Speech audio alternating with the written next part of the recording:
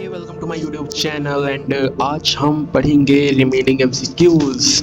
पिछले कुछ दो वीडियोस में हम लोग ने 40 एमसीक्यूज अप्रॉक्स कवर कर लिए हैं। अब उसके आगे के आज कवर करेंगे, तो चलिए शुरू करते हैं।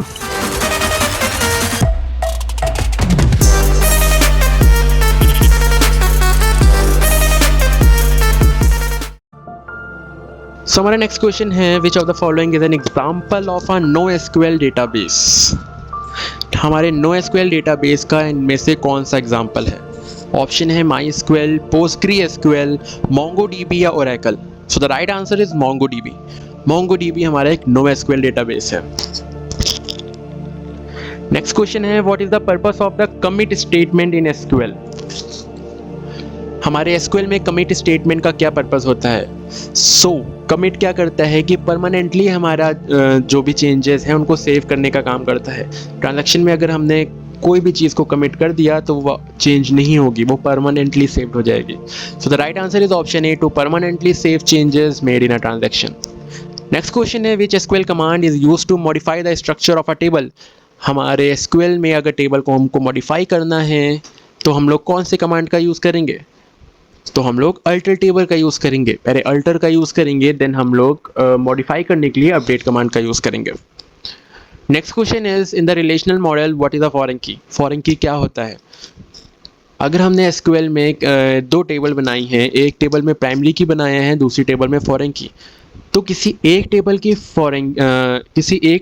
प्राइमरी की दूसरी टेबल में एज अ फॉरेन की वर्क करती है रेफरेंस के through.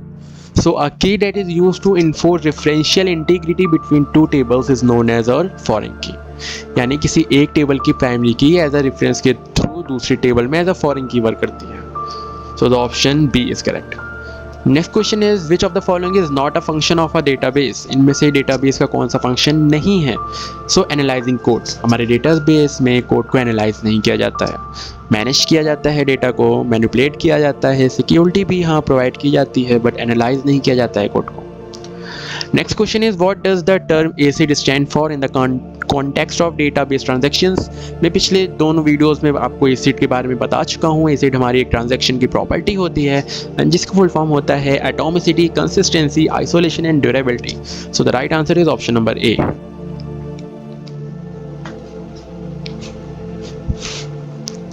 Next question is which SQL command is used to retrieve unique rows from a result set?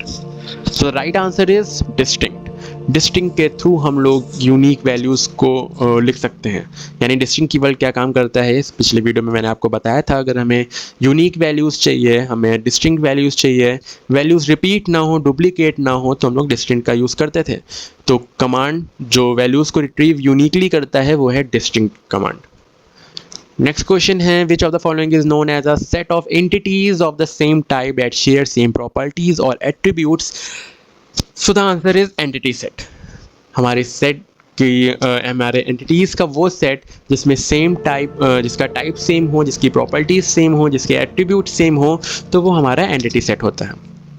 Which of the following is not a valid SQL data type. इनमें से हमारा कौन सा SQL data type valid नहीं है? So the answer is array, क्योंकि वैर, कैर, float, date ये सारे ही हमारे डेटा टाइप होते हैं। Next question is what is the purpose of the roll back statement in SQL. हमारे एसक्यूएल में रोल बैक का क्या काम होता है? लेट्स सपोज आपने कोई ट्रांजैक्शन किया और वो ट्रांजैक्शन आगे जाके कहीं कोई इशू आ जाता है या ब्रेक हो जाता है, तो वो रोल बैक हो जाएगा, यानी स्टार्टिंग से ट्रांजैक्शन स्टार्ट होगा। फॉर एग्जाम्पल आपने कोई ऑनलाइन पेमेंट किया एंड वो पेमेंट अगर आगे जाके कोई इशू करता है या पेमेंट नहीं हो पाती है, तो वो आपका रोल बैक हो जाता है एंड आपको स्टार्टिंग से आपको नेम, नंबर, पिन कोड सब कुछ डालना पड़ता है। सो तो roll back. So the answer is option B, to undo changes made in a transaction and restore the original state, यानी वो ओरिजिनल स्टेट पे वापस आ जाएगा। Next question is what does SQL stand for. SQL का full form होता है structured query language. तो the answer is option number A. Next question is which SQL command is used to change the structure of an existing table? So the answer is alter table। अगर हमें अपनी table का structure change करना है तो alter के through करेंगे, अगर अपनी टेबल को अपडेट मॉडिफाई करना है तो अल्टर के थ्रू करेंगे। सो the answer is alter table. What is the purpose of the distinct keyword in SQL. ये क्वेश्चन रिपीट हो चुका है, डिस्टिंक्ट का आपको मैं मतलब बता चुका हूँ, means unique and different. So the answer is it returns only unique values from a result set. Next question is which of the following is not a valid SQL aggregate functions. इनमें से कौन सा aggregate function नहीं है? सो सम आपको पता है aggregate function होता है, एवरेज भी होता है, काउंट भी होता है, कॉन्कैट नहीं होता है, कॉन्कैटिनेशन हमारा एग्रीगेट फंक्शन नहीं होता है। So the answer is option C. Next question is which type of SQL join returns all rows from the left table and the matched rows from the right table। हमारे joints में से वो कौन सा type है जो हमें left table की तो सारी रोज शो करेगा, पर राइट टेबल में सिर्फ जो कॉमन रोज हैं जो मैच हो रही हैं सेकंड टेबल से सिर्फ वो शो करेगा। सो वो ज्वाइन है लेफ्ट ज्वाइन। लेफ्ट ज्वाइन में क्या होता है, हमें लेफ्ट टेबल पूरी आती है एंड द राइट टेबल का सिर्फ वो पार्ट आता है जो कॉमन होता है। Next question is what does the term normalization refers to in the context of relational database? So the right answer is option number D, the process of reducing data redundancy and dependency. Normalization हमारा simply redundancy को reduce करता है। Next question is which of the following is not a valid SQL data manipulation language command? जैसे आपको मैंने कुछ commands पीछे बताए थे कि DML, DDL, TCL, DCL, तो हमें बताना है इनमें से कौन सा DML का कमांड नहीं है। सो क्रिएट हमारा DML का कमांड नहीं है, क्रिएट हमारा DDL का कमांड है। So option C is correct.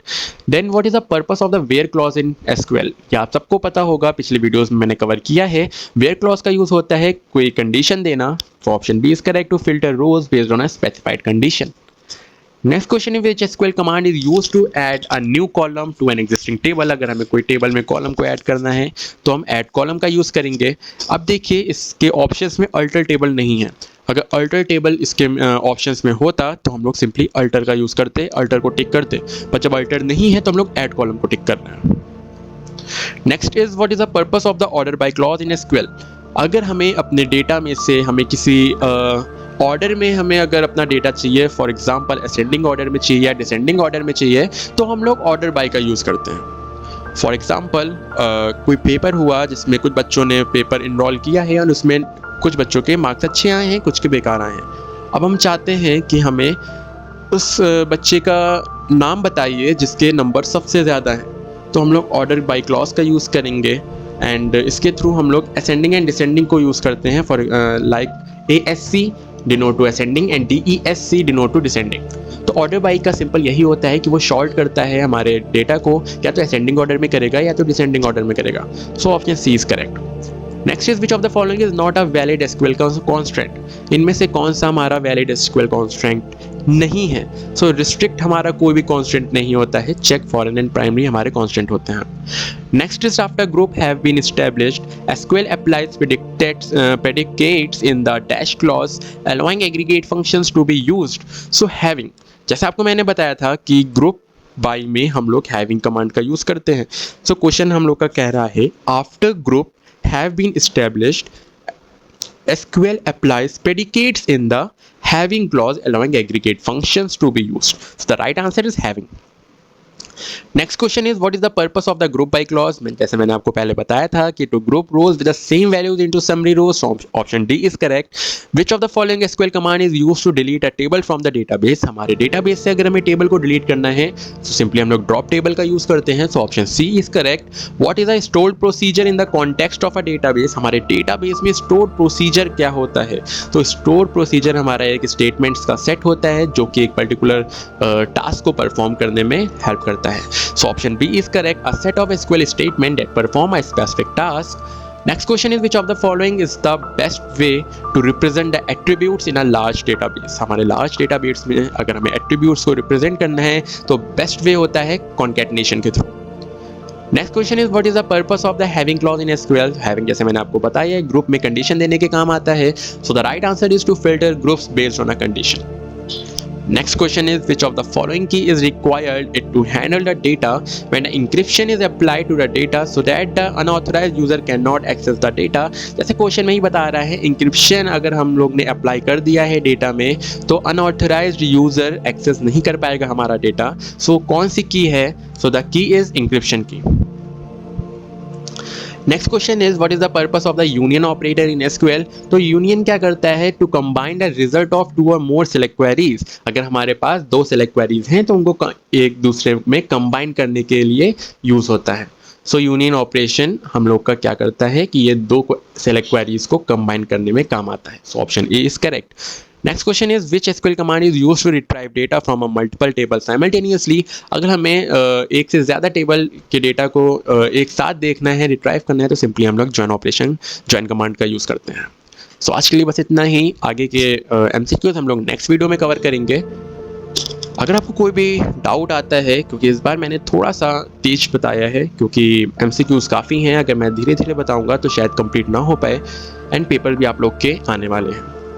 सो आगे के एमसीक्यूज हम लोग नेक्स्ट वीडियो में कवर करेंगे। अगर इनमें आपको कोई भी डाउट होता है तो आप कमेंट सेक्शन में पूछ सकते हैं या फिर वीडियो को एक बार और पीछे करके देख सकते हैं। So thank you so much.